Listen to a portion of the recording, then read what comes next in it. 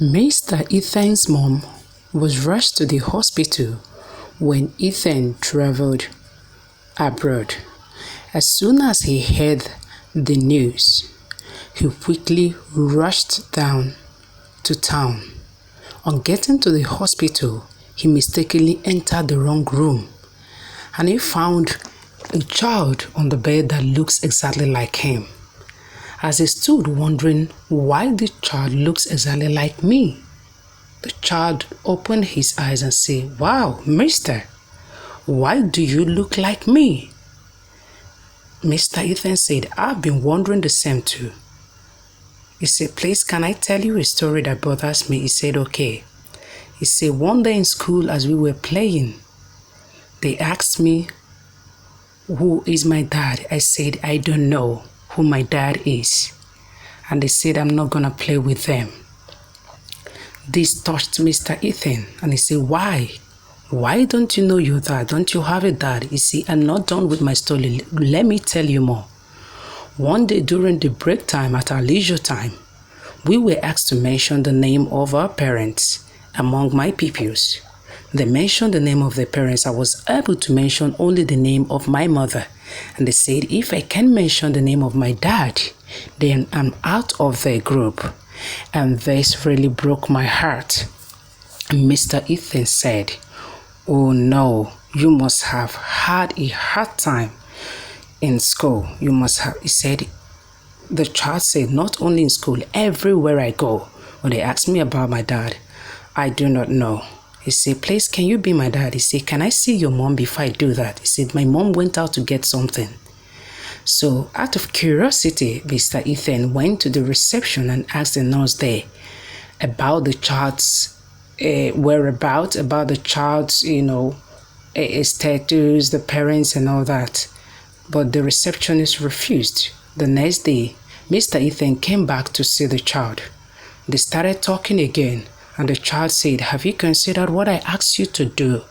Have you considered being my dad?" Mr. Ethan said, "Why don't I see your mom first? Then I will tell you my answer." Mr. Ethan waited at the reception. He waited and waited and waited and waited, but the mother of the child never showed up. At the time he decided to go. The next day he came back again. He bought so many toys for the boy, for the child. The child was so happy. He played and played and played with Mr. Ethan. He never felt like this before. He said, "Sir, I've never felt like this before.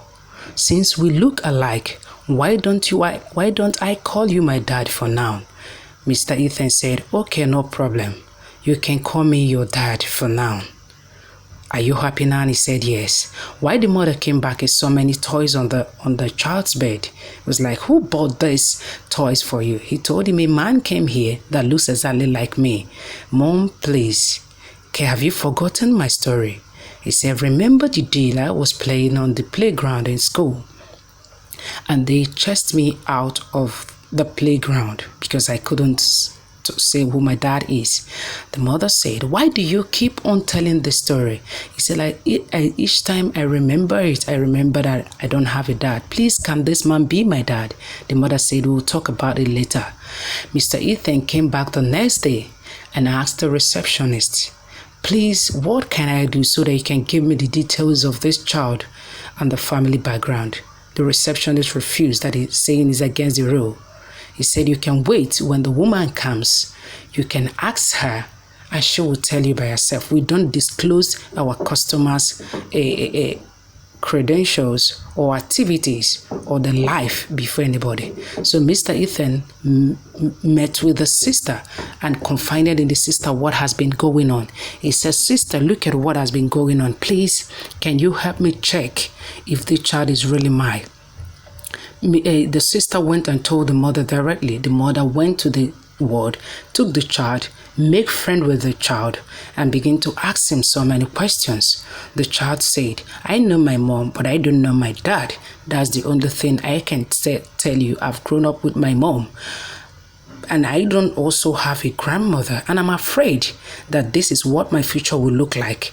When I grow up and I'm in school again, in my secondary school, they will start laughing at me. They will start making mockery of me.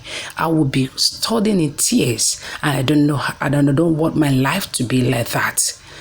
I don't have a grandmother. I don't have a dad. And you look as old as my grandmother.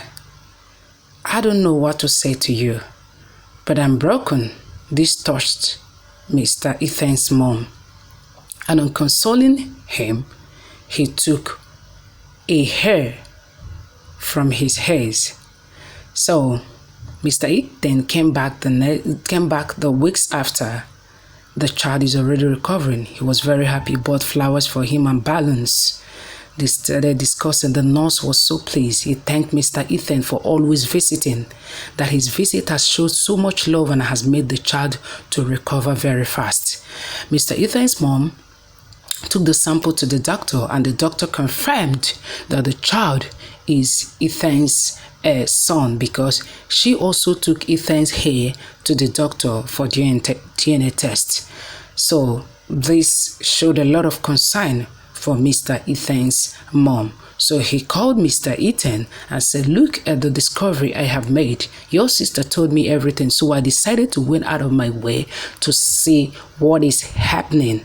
So to be sincere with you, it is confirmed that the child belongs to you. Mr. Ethan being confused and said, how? I've never seen the mother. I've never met with the mother. I don't really know her.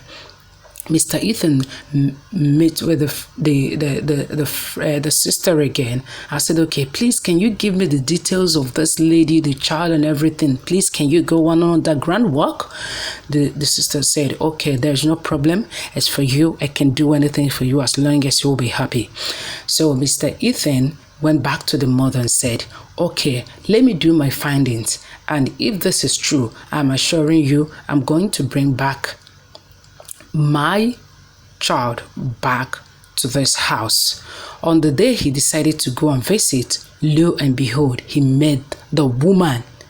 He met the woman, the mother of the child, and she is Jackie. Jackie. She's answering Jackie.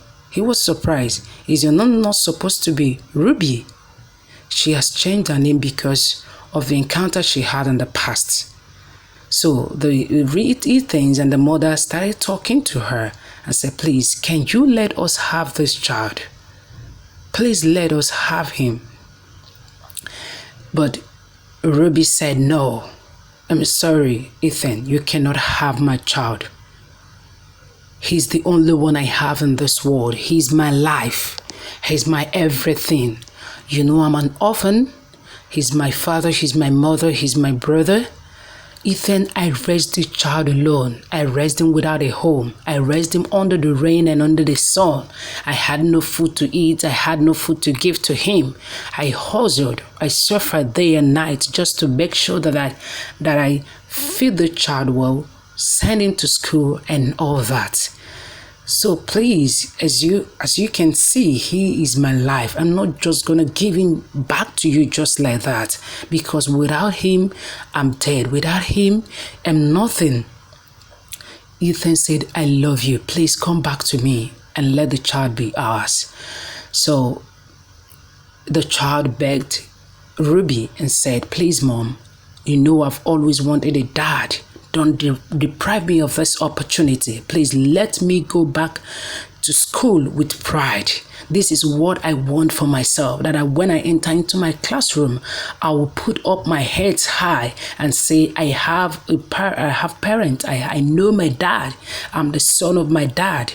He begged the mother and begged the mother, said, please don't deprive me of this opportunity. Let me for once have someone to call my dad. Please, I beg you.